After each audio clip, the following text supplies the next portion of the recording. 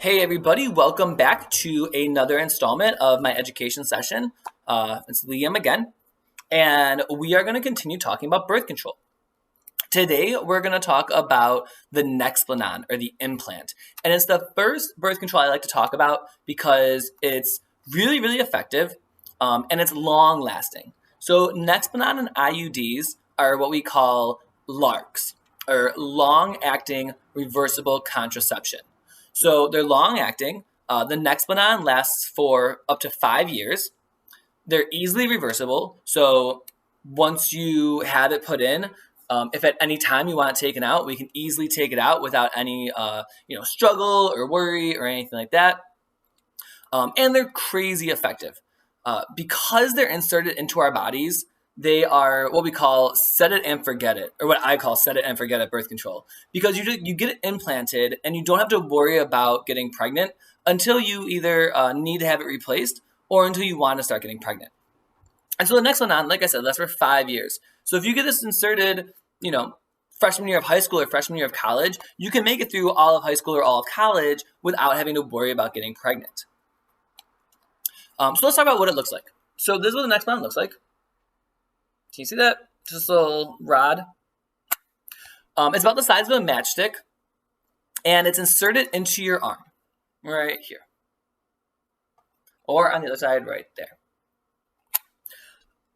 Some really great things about this one is that it lasts for 5 years, but it can be taken out at any time. So you have it inserted.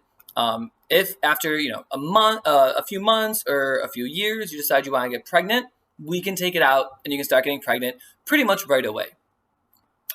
If you're using it and you don't like the side effects of it, we can take it out and the side effects go away within just a few days.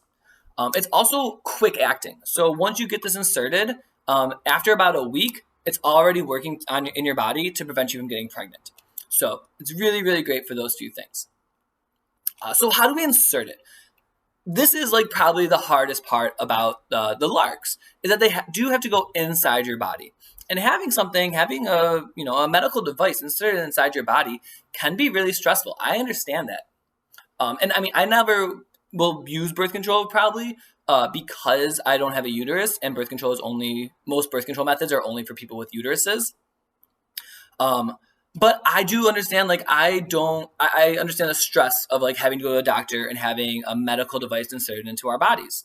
It can be weird, but a lot of people have these things in their bodies and they love them. I have friends that have them and love them. So I don't think it's anything that we, worry about it, think about it, understand your emotions, and then decide if this is the kind for you. And for a lot of people, they do decide this is the kind for me because it's so easy to put in, it's so easy to take out, it lasts for so long, and you don't have to think about it.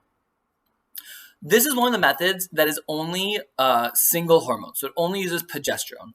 If you didn't check out my first video talking about how birth control works on our bodies, then go check that out just so you guys have a basic outline of how the estrogen and progesterone, or the hormones inside of birth control, work on your body to prevent you from getting pregnant. So this is one of the ones we talked about that are only progesterone. And so it doesn't have the same kind of side effects that estrogen-based birth controls have. It doesn't usually cause headaches or tenderness of the breasts or nausea or things like that. It does have one major side effect though. In about a third of women who use Nexplanon, they stop having their period altogether. So until you have it taken out in either a year or 5 years or whatever, you're not going to have your period. However, in another third of women, their period just occurs as it regularly would, maybe a little bit less, but it doesn't really affect their period at all. And then in about another third of women, their periods become what we call irregular, or they have spotting. And this is probably the most annoying side effect of the Nexplanon, is that if you're one of those third of the women, or people with uteruses, and you experience spotting, that can be really annoying, right? If we don't know, if you have your menstrual period, you kind of know when it's coming, you can plan for it, you can put your pads in, or your tampons, or your Diva cups, or whatever you're using, and be prepared. With spotting, though, you can't always be prepared because you don't know when it's always going to come. And so spotting is probably the biggest side effect that people complain about. Some other also with spotting though, in most women who have spotting caused by Nexplanon, it does go away within about 6 months. So definitely, with all these birth control options we're going to talk about, try to wait 6 months before you decide it's not working for you.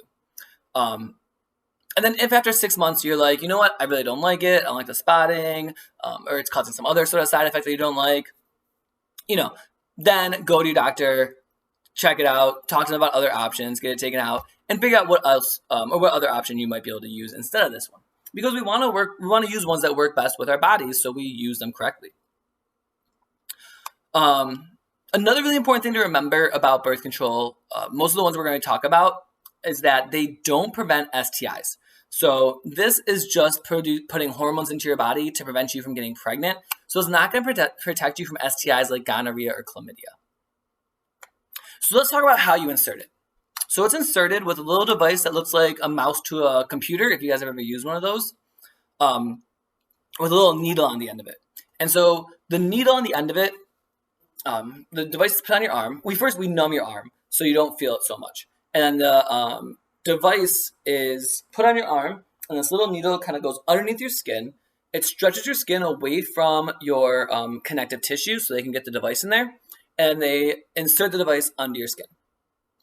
They then bandage your arm up to allow all the connective tissue to reconnect around the Nexplanon so that it won't go anywhere. And then after 24 hours, all that reconnected tissue is reconnected, and your Nexplanon is just going to chill exactly where they put it. A lot of people I talk to are really concerned with the Nexplanon or any of the insertion devices because they're worried it's going to disappear into your body. Some of you may have seen stories online of Nexplanon disappearing or people not being able to find it. And the majority of those stories aren't actually true, or they're over-exaggerated. For the most part, Nexplanon is put into your arm. We can find it really easily just by touching your arm. If we can't find it by touching your arm, we can look for it with a sonogram. And so we can find it really easily. I've heard people tell me they had to cut my arm open to find it. They don't. We do have to make a small incision in your arm about the size of half an inch to pull it out, but it's not like they're cutting your arm open and doing surgery.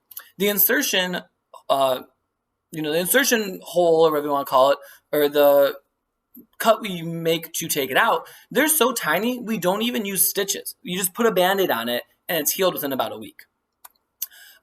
So don't believe those kind of stories. Things don't float around our bodies. There's no room for things to float around our bodies. Our bodies are jam-packed with organs, connective tissue, muscles, fat, all this stuff. And so there's not room for IUDs or the implant to just float around your body and get lost.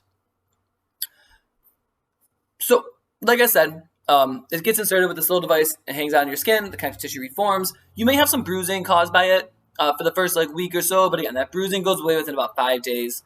So it's nothing really to worry about too much.